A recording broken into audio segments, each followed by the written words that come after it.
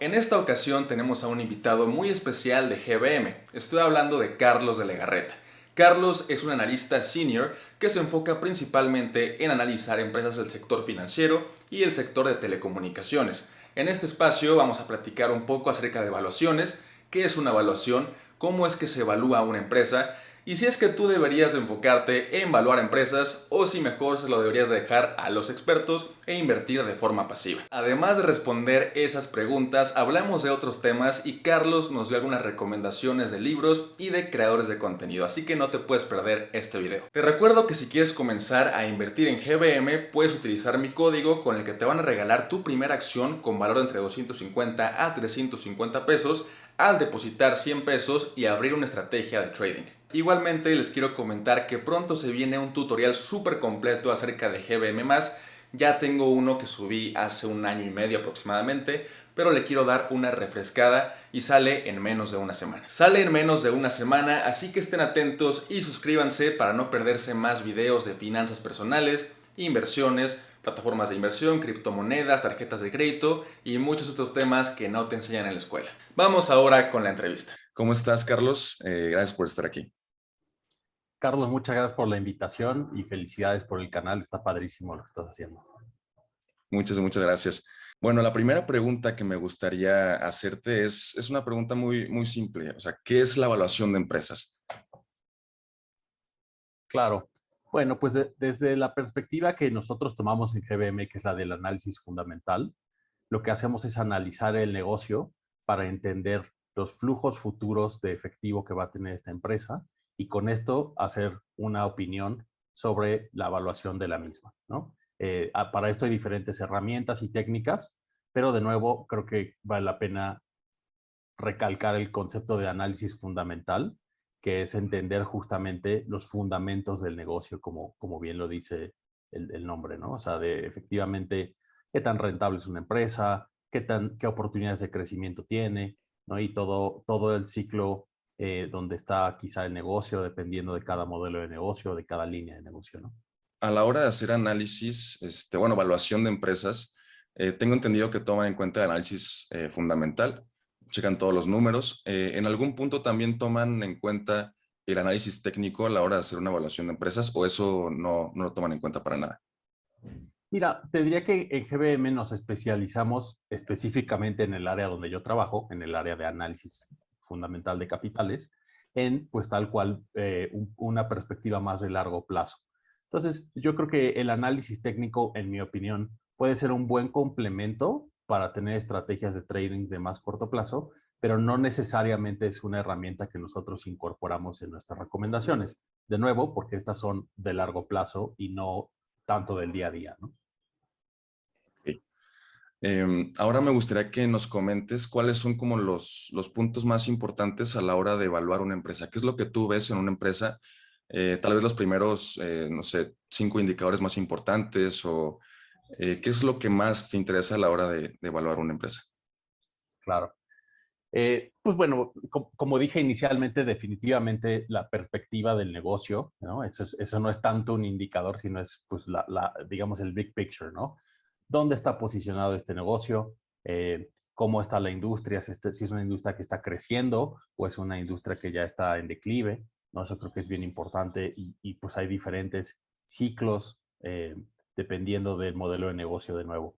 Eso sería como lo primero, ¿no? Entender en qué industria estás parado y hacia dónde se está moviendo esa industria, si tiene algún riesgo de disrupción, ¿no? Etcétera, ¿no? Ahora, ya más específicamente dentro de la empresa, pues obviamente lo que hacemos es ver los tres estados financieros, ¿no? El balance general, el estado de resultados y el estado de flujos. Y dentro de ellos, pues evidentemente hay muchas métricas que son clave. Siguiendo un poco con la línea de entender dónde estás posicionado, pues definitivamente las ventas y el crecimiento de las ventas, pues es como el primer indicador que uno debe voltear a ver, ¿no? Para entender cómo está evolucionando el negocio, ¿no? Te diría después seguramente la rentabilidad o el margen, que eso no es otra cosa más que el cociente o la razón entre la rentabilidad, ya sea utilidad operativa o la utilidad, lo que llamamos el EBITA, ¿no? Que es la utilidad antes de depreciación y amortizaciones. Eso igual como porcentaje de las ventas. Eso te dice proporcionalmente al nivel de ventas, qué tan rentable es un negocio. Dentro de otras métricas pues, importantes es, pues, por supuesto, ver la utilidad o pérdida neta, ¿no? Si ese negocio realmente está generando dinero o no. Pero pues hay otros, por el otro lado de los estados financieros, pues vale mucho ver qué tan apalancada está una empresa, es decir, qué tanto dinero debe, si quizá parte del negocio, el dinero que estás generando quizás está yendo más en trabajar para pagar la deuda, que realmente sea dinero que llegue a los accionistas. Entonces es una serie de indicadores, de nuevo, ventas, márgenes de rentabilidad, utilidad y pues yo creo que el concepto de oro para nosotros sin duda es el flujo libre efectivo, ¿no? El flujo de libre efectivo, pues hay, digamos, dos categorías, el que es a la empresa y al accionista. La diferencia básicamente es en la empresa, tú ves el excedente, digamos, de dinero que hay después de pagarle todos los costos y gastos asociados al negocio, incluyendo también inversiones y pues también pagándole al SAT, ¿no? Impuestos, pero sin considerar pagos no relacionados a la operación, como pueden ser pago de intereses, pago de dividendos o bien amortizaciones de deuda, si es el caso. Eso es el flujo libre efectivo a la empresa. Y el flujo libre efectivo al accionista es lo mismo, pero que ya considera también los pagos justamente de intereses, de dividendos y de amortizaciones de deuda.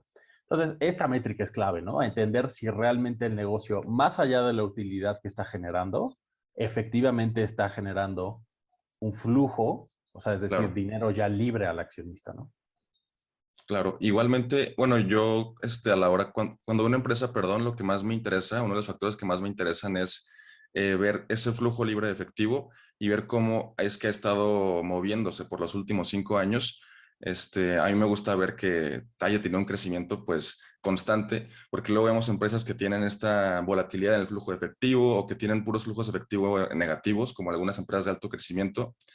Y hablando de empresas de alto crecimiento, ¿cómo es que evalúas una empresa de estas que tienen flujos de efectivo negativos, que están en números rojos? ¿Qué es lo que tú haces para saber si realmente vale la pena poner tu dinero en una de estas empresas de crecimiento? Dígase Uber, dígase Beyond Meat y muchas otras que hay actualmente en el mercado. Claro. Yo creo que el concepto es básicamente el mismo. O sea, justamente si tú vas a la historia y ves una empresa que ha estado generando flujo negativo o que ha estado, digamos, quemando dinero, no necesariamente es algo malo, ¿no? O sea, por el tipo de empresas que son, pudiera ser que la idea es que estén ganando escala y que pues efectivamente están consumiendo dinero porque están invirtiendo en esa escala. Eh, Ahora, sí es crucial entender hacia dónde va, o sea, la direccionalidad de ese flujo de efectivo. Y hay algunas empresas donde pues es previsible que quizá nunca van a generar efectivo porque se están apalancando muchísimo y el flujo que generan no compensa por esa palanca o esa deuda que están haciendo para crecer el negocio. Eso sí sería como un foco rojo, sin duda alguna. Pero, pues en otros casos, pues lo que hay que hacer sin duda es proyectar, ¿no? Hacia adelante los números. Y eso es pues parte fundamental de la chamba que hacemos aquí nosotros. Y lo que te diría es, para eso y para estas empresas de alto crecimiento, pues obviamente hay mucha incertidumbre. Y lo que típicamente se hace, digo, o lo que está bastante en boga, pues dado que no hay visibilidad sobre quizá la empresa en específico, pues es entender el tamaño del mercado de la empresa en cuestión, ¿no? Y entender si esa, es un poco relacionado con lo que te decía al principio, si ese tamaño de mercado está creciendo, ¿no? Si es una industria que está en expansión, como pudiera ser el caso de algunas de estas empresas que mencionas, y pues qué tanta probabilidad tiene alguna de estas empresas de seguir ganando mercado o de continuar siendo el líder, etcétera, como pudiera ser el caso de Uber o de Beyond Meat, ¿no? Entonces, la respuesta ahí te diría y siempre en evaluaciones no es tanto lo que pasó atrás, sino lo que va a pasar hacia adelante, ¿no? Eso también es clave. Claro, ver el rumbo, ver el mercado, ver a qué se está yendo el dinero, todo eso. Y me recuerda mucho a Netflix, que recientemente ha sido muy castigada eh, porque no se cumplió como esta expectativa de crecimiento, ¿no? O sea, incluso tuvieron un decremento en usuarios y vemos que la acción está como más de 50% abajo, creo que como 70% abajo de su máximo histórico. Em, ya comentamos que parámetros muy importantes a la hora de valorar una empresa son el balance general, el estado de resultados, el estado de flujos, y que lo que tú haces en tu trabajo es proyectarlos hacia el futuro y ver cómo es que pueden crecer y qué crecimiento te puede dar la acción para ver si vale la pena la inversión, ¿no? ¿Cómo es que tú proyectas estos números hacia el futuro? ¿Qué estrategia usas? ¿Cómo se lo podemos explicar a la audiencia para que lo entienda de forma sencilla cómo es que puedes proyectar un flujo? Claro. Bueno, o sea, sin duda, el comportamiento histórico nos ayuda a definir el comportamiento futuro. Ahora, no hay que perder de vista pues, el mantra de lo que pasó en el pasado no predice necesariamente lo que pasa en el futuro, ¿no? Entonces, siempre más allá del número, a mí me gusta entender un poco la historia de la empresa, en decir, ¿qué pasó en los años anteriores? ¿Cuál era la narrativa? Y pues también el ciclo de la industria, ¿no? Si hay alguna industria que esté en declive, pues obviamente hay que considerar eso y pues si una industria o los ingresos de una empresa van cayendo consistentemente año con año, pues es bastante optimista o demasiado optimista pensar que se le puede dar la vuelta a eso. Hay algunos casos donde ha llegado a ser el caso, pero yo diría en mi experiencia que es la minoría. Entonces, sin duda alguna, pues eso, o sea, creo que es una combinación entre sentido común, análisis de lo que ha pasado, o sea, de estas famosas historias de la empresa más allá de los números, y la otra parte de esa ecuación, sin duda alguna, pues son técnicas estadísticas, ¿no? O sea, básicamente, pues regresiones o algún tipo de modelos. Tampoco son sumamente complejos, digo, son herramientas que se pueden aprender, la verdad. Hay mucha información disponible en Internet, afortunadamente. Pero pues realmente, mientras más compleja se va volviendo la disponibilidad de información o mientras más información hay más disponible, pues lo que tenemos que hacer es ir incorporando nuevas técnicas, ¿no? Entonces ahora, pues tenemos más información, por ejemplo, con el tema de transacciones de tarjetas de crédito, ¿no? Y a lo mejor esa es información en tiempo real que nos habla de muchos sectores, que nos puede dar pues indicadores adicionales que debemos nosotros incorporar en el análisis tradicional más como lo hacemos, ¿no? Ok. Yo me imagino que, bueno, en tu trabajo, para analizar una empresa tienen como que una base de datos enorme, ¿no? O sea, llena de información relacionada con la empresa. Aparte, usan algún tipo de software especializado que los ayuda a evaluar diferentes segmentos de la empresa o cómo es que lo hacen. Mira, yo empezaría por decir dos cosas. La información que utilizamos es pública, ¿no? Es la información que hay disponible en la Bolsa Mexicana de Valores. Por supuesto, está organizada de una manera que es más eficiente para nosotros, pero realmente en la enorme mayoría de los casos, o más bien, en el 100% de los casos, la información es pública. Nosotros no Sí. contamos con información propietaria, ni mucho menos. Y en segundo lugar, respecto a si utilizamos algún software, pues, te diría que afortunadamente no. O sea, eso es algo que la barrera de entrada es muy baja. O Ok. sea, literalmente lo que utilizamos es una hoja de cálculo, por Ujú. Excel, ¿no? Por ponerle el nombre, es el caballo de batalla. Por supuesto, hay cosas más sofisticadas y a medida que va creciendo la importancia de este tipo de análisis, por ejemplo, de Big Data, etcétera, pues sí, poco a poco estamos incorporando técnicas que requieren un software un poco más sofisticado, pero pues realmente en esencia es pues una hoja de cálculo y realmente entender los básicos de las finanzas y pues yo te diría también ser muy organizado en cómo se pone esa información en la hoja de cálculo, ¿no? Claro. Me surge una duda y es, en base al análisis que ustedes hacen en GBM, ¿tienen como resultado algún precio objetivo para esa acción en un determinado número de tiempo? ¿O cómo es que ustedes determinan qué tan buena será la inversión? ¿Lo hacen por un rendimiento promedio estimado al año, por un precio objetivo? ¿Cómo es que lo hacen? Esa es buena pregunta. Sí, o sea, una parte esencial de la recomendación que hacemos nosotros sobre si es, eh, digamos, el equivalente a compra, mantener o venta, y digo el equivalente porque en GBM explícitamente no utilizamos esta terminología, sí, porque las recomendaciones que hacemos son relativas. Entonces, lo que hacemos es tomar como referencia, pues, el índice de la Bolsa Mexicana y respecto a ese comportamiento esperado para típicamente es un horizonte de un año, digamos, para cierre del año. pues decir si esa acción en particular va a tener un mejor comportamiento esperado que el que esperamos para el mercado, algo que esté relativamente cercano o en promedio igual al del mercado o por debajo del mercado, ¿no? Entonces, pues esa es un poco la terminología que utilizamos. Si va, digo, la terminología es en inglés, superior al mercado o outperformer, igual al mercado o market performer, o underperformer si es, pues que por supuesto va por abajo del rendimiento del mercado. Entonces, sí, efectivamente lo que hacemos es una combinación. O sea, nuestras recomendaciones para clientes institucionales incluimos un precio objetivo que no nos gusta tanto pensarlo necesariamente como, mira, en diciembre de este año va a fuerzas llegar a este precio, porque evidentemente estamos viendo, pues no solo un año, estamos viendo el futuro de la empresa, ¿no? Entonces, es más bien una recomendación que sí tiene cierta lógica de por qué se hace así año con año, para sobre todo varios clientes institucionales, pues toman esta métrica anual o a veces hasta trimestral y sí tienen que guiar por esto, ¿no? Pero entonces, de nuevo, es una combinación del precio objetivo y la recomendación explícita de si es superior, igual o inferior al mercado. Ok.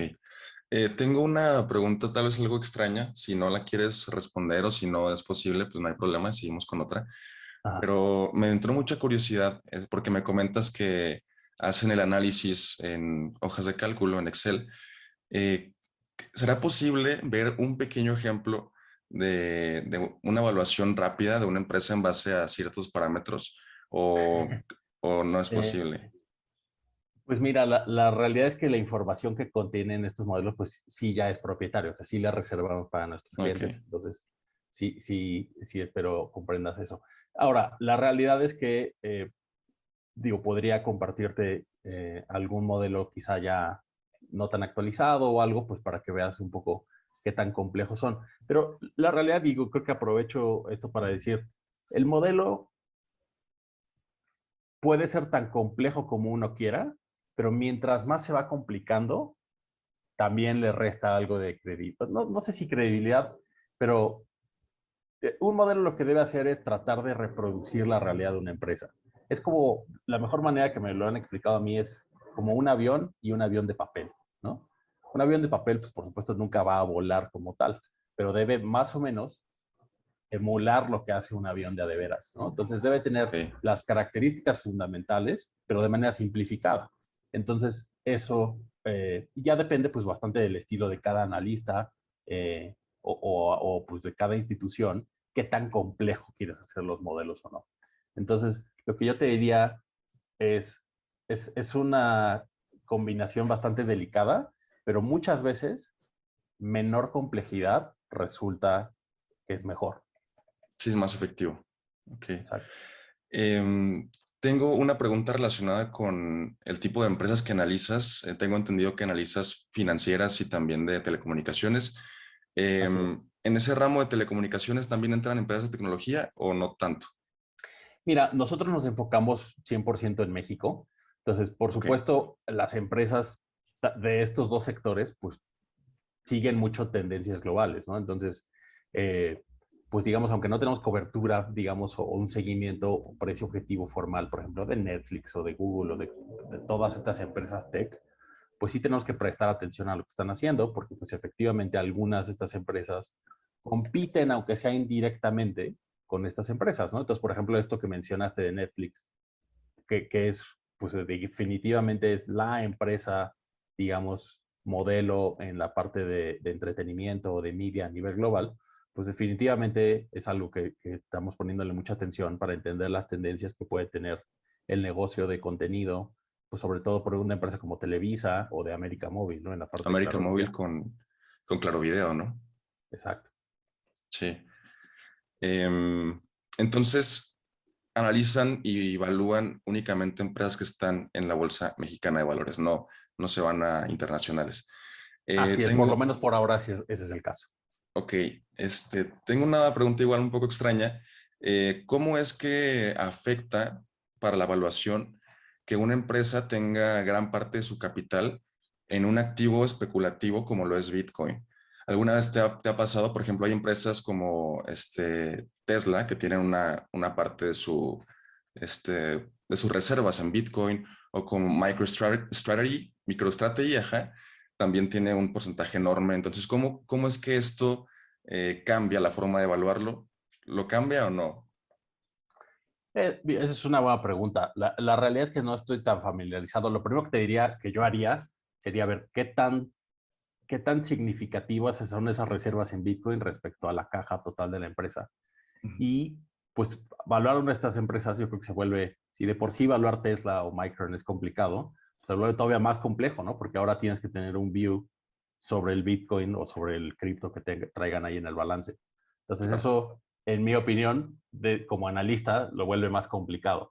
Ahora, desde la perspectiva de clases de activos o asset classes, pues entiendo bien la estrategia y pues parte del mensaje, yo creo que en el caso de Tesla pues es mucho más explícito que es algo más de mensaje que una estrategia financiera, pero Sí. pues es algo que yo creo que apenas está empezando pues a volverse algo masivo, ¿no? Y quizá es algo que vamos a ver como tendencia a nivel global. No estoy seguro, o sea, en México definitivamente no se ha empezado a hablar del tema. Francamente me sorprendería ver que alguna empresa mexicana explícitamente haga algún tipo de este tipo de movimientos, pero pues sin duda es algo interesante y pues dentro de la misma cobertura de financieras pues es algo interesante y a lo que monitoreamos, ¿no? Claro, creo que lo más cercano que ha pasado en México ha sido con Salinas, que en Banco Azteca en Banco Azteca no, en Electra está aceptando pagos con Bitcoin. Eso está interesante, pero no sé si lo están manteniendo o si simplemente lo cambian a pesos y ya lo ponen en su estado de Es buena balance. pregunta. Francamente yo no estoy seguro, o sea, yo vi el anuncio, pero no sé si era intención o ya aceptan pagos con cripto. La Ya, realidad es que no estoy seguro. creo que Ajá. sí lo aceptan, pero volviendo un poquito al tema de ahorita de evaluaciones complicadas y Ujú. Tesla, ¿cómo es que tú ves esto? Porque, o sea, a mi parecer Tesla es una empresa que tiene futuro, me gusta lo que está haciendo, pero si vemos la parte de los números, algo no hace sentido. O sea, realmente está cotizando un precio demasiado elevado según sus activos. ¿Y cuál es tu opinión acerca de Tesla? Mira, yo no tengo una evaluación de Tesla y francamente no conozco a detalle los números de la empresa, pero pues, por supuesto he leído algo sobre el tema y está claro que pues hay como dos maneras de entender el negocio. Uno es como una armadora de coches, que si se la ve así, seguramente no hace sentido la evaluación que tiene desde hace mucho tiempo, ¿no? Eh, Claro, con ese y ratio P de 200 lo tiene en este Exacto, momento. exacto, ¿no? Ajá. Y efectivamente, pues la otra manera de verlo, pues como mucho más de visión de largo plazo, es pues todo el tema respecto a las baterías y pues toda la Mm. innovación que puede venir asociado a este tema respecto a la industria eléctrica como la conocemos hoy en día. Ahora, ahí, por ejemplo, ahí la pregunta de entender es, pues, ¿cuál va a ser el tamaño de ese mercado y qué tan grande puede ser Tesla ahí? Por todo el tema de innovación que entiendo que ellos apuestan a hacer, pues me imagino que la pretensión es ser líderes y ser como tener barreras competitivas importantes, ¿no? Por la parte de patentes, etcétera, que pudiera ser algo. Pero la realidad es que es bien difícil de entender eso, ¿no? Porque pues hay poca visibilidad sobre qué tan grande puede ser ese mercado. Y también, pues el riesgo de decir, pues quizá las patentes que ellos están haciendo no son las buenas y a lo mejor hay otra empresa que lo está haciendo y que ese va a ser el estándar, ¿no? Eso es lo que yo te podría decir de nuevo sin conocer a profundidad Tesla, ¿no? Claro. Yo siento con respecto a Tesla que muchos están invirtiendo en Tesla no por la empresa, sino por la persona que está detrás, que es Elon Musk, Claro. realmente. Y hemos visto que ha jugado un papel muy, ¿cómo decirlo? Pues es una persona que realmente mueve a las masas de forma muy sencilla. Lo hemos visto ya en meses pasados que él decía, no, pues en Tesla vamos a aceptar Bitcoin y pum, Bitcoin subía. O en Tesla vamos a aceptar Dogecoin, que es una moneda pues como de chiste, igual subía, ¿no? Ujú. Es muy interesante cómo una persona puede cargar como todo el valor de un activo de una empresa. Y también lo vimos hace poco con Twitter, que compró el 9% de Twitter, subió mucho el precio de Twitter, etcétera. Y bueno, volviendo un poquito al tema de la plática, que es valuación, ¿cuáles serían libros que recomiendes a la audiencia sobre evaluación? Tal vez uno muy básico, uno medio y tal vez ya después uno avanzado. Sí, que es buena pregunta. Mira, aquí justamente tengo el básico y que literalmente es el primer libro que yo leí pues cuando empecé en GBM, es este, que es el Little Book of Valuation. eh, lo escribió un profesor que se llama Damodaran de NYU. Todos estos libros los pueden encontrar en Amazon. Es bien chiquito, o sea, se lo lees en una tarde o un día completo. Y la verdad es que trae pues las herramientas básicas de análisis fundamental. Entonces, sí obviamente hay versiones más complejas, pero este es un buen punto de entrada para quien quiere empezar a hacer análisis serio de empresas, ¿no? Y Ok. pues de una perspectiva ya más valio y pues ya tampoco diría que es un libro súper avanzado, pero también uno que nos gusta mucho es este de Value Investing. Digo, te dejo los títulos completos y los autores. Eh, pues ya es una perspectiva mucho más en línea con lo que hacemos en GBM, ¿no? Ya no es tan genérico de evaluación. O sea, el otro es más como de herramientas y un poco la intuición de cómo se evalúan empresas. Pues tiene un poco de las dos, pero ya más orientado hacia la parte de value investing, ¿no? Que busca pues, el valor intrínseco de un negocio como tal, ¿no? Que es pues, un poco todo este approach que hemos estado platicando. Y libros, pues ya más complejos, pues definitivamente hay varios, ¿no? Te diría que es difícil recomendar uno solo, pero uno que también se utiliza mucho en la industria es uno de McKinsey, que se llama tal cual McKinsey on Valuation. Ese es como también el estándar de oro. Y que ese ya es un libro más de referencia, ¿no? No es un libro que te leerías así de portada a portada, sino es un libro más como de texto, si tú quieres, de un nivel más avanzado. Y la realidad es que más que libros, o sea, yo recomendaría, digo, los libros, por supuesto, es un excelente punto de entrada, pero lo que hay muchísimo, pues son recursos de blogs o en YouTube de muchos análisis de empresas y la verdad es que hay unos súper bien hechos, ¿no? O sea, súper profesionales, súper claros. Creo que eso puede ser un súper buen punto de referencia para tu audiencia, ¿no? Para quien quiere estar interesado en entrarle a este tema de evaluación de empresas. Muchas gracias por las recomendaciones. Y hablando un poquito de eso de YouTube, ¿tú ves algún creador en específico de habla inglesa que haga buenas evaluaciones? Porque yo he visto un canal que se llama Everything Money y me gusta mucho la forma en la que hacen las evaluaciones. Son muy rápidas, o sea, hacen como que una evaluación en 10, 15 minutos, pero nada más como que toman en cuenta 8 pilares. Ellos dicen que son sus 8 pilares, que es el free cash flow, el ratio PE, los activos, los pasivos y otros más. Y en base a eso, como que le ponen checkmarks a cada indicador y ya lo meten como que en un software que ellos tienen de evaluación y arrojan como su valor intrínseco, por así decirlo. Ahí te dicen si está por debajo o si está encima de. Claro. Mira, la realidad es que no tengo un creador de contenido en particular. Creo que luego lo que me pasa a mí es que me interesa alguna empresa en particular, entonces de repente veo o busco un video, no sé, de Alibaba o de repente, pues de estas empresas que yo no sigo y pues obviamente quiero entender un poco más la perspectiva de alguien que sí se ha metido más a las tripas de la empresa, ¿no? Yo te diría de nuevo, digo, este mismo cuate Damodaran, que es como el gurú de evaluación, tiene su canal y la verdad es que tiene cosas también bien valiosas, entonces pues, también vale la pena que le echen un ojo.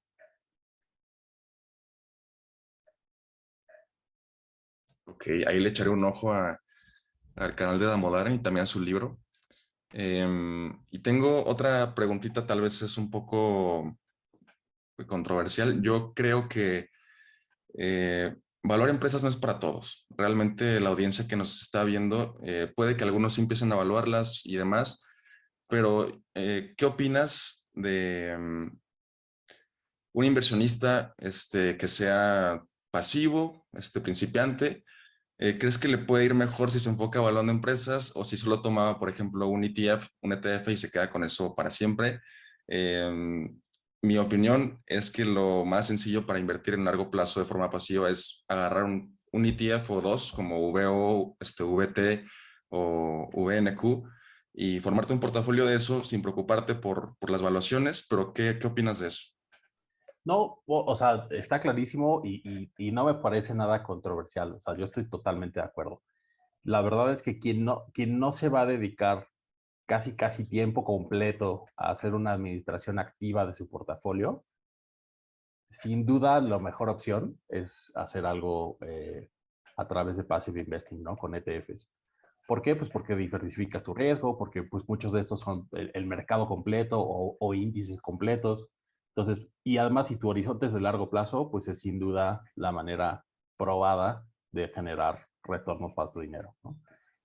La parte de evaluación, pues es, yo diría, más para inversionistas institucionales o quien sí full time está haciendo esto y entendiéndole y sobre todo haciendo mucha tarea antes de invertir, ¿no? Yo creo que no hay que dejarse llevar por justamente esto, ¿no? De, oye, Elon Musk, pues es un cuate que es un fregón, es una figura muy controversial. Pues sí, pero sus negocios, digo, más allá que sean buenos o malos, pues hay que entenderles y son difíciles de entenderles. Entonces, no hay que guiarse ahí por eso, pues porque tan sexy es una empresa o la persona detrás de esa empresa, sino pues sí hay mucha tarea que hacer. Y como dije, para las personas físicas, yo creo que es muy contado con las manos quien se puede dedicar a algo como esto. Eh, y en la enorme mayoría de los casos, sobre todo para quien va empezando, pues quizá la mejor opción es hacer algo más a través de Passive Investing, ¿no? Sin duda. Claro. Yo creo que puede ser muy interesante. Bueno, a mí me parece muy divertido estar investigando sobre empresas y hacer como las evaluaciones y demás, simplemente por diversión. O sea, hay veces que hago una evaluación y ni siquiera voy a, o sea, no me interesa tanto la empresa, no la voy a comprar. Y creo que la gente puede, bueno, una recomendación que tengo es que si van a invertir para el largo plazo, tal vez pueden enfocar el 90% de sus esfuerzos en ETFs, como los que ya comenté, y dejar un 10 para especular un poquito, hacer tu Exacto. propia evaluación, invertir en acciones individuales que te gusten mucho y pues ya vas como aprendiendo de estos temas. Eh, Exactamente. sí, y yo creo que hasta aquí dejamos la plática del día de hoy. Carlos, un gusto tenerte aquí en el canal. En verdad, la información que nos compartiste es muy valiosa y creo que le va a encantar a más de uno de los que están aquí escuchando el canal. Te agradezco mucho, Carlos, y pues de nuevo felicidades por el canal. Muchas gracias y nos vemos, ojalá pronto. Claro que sí.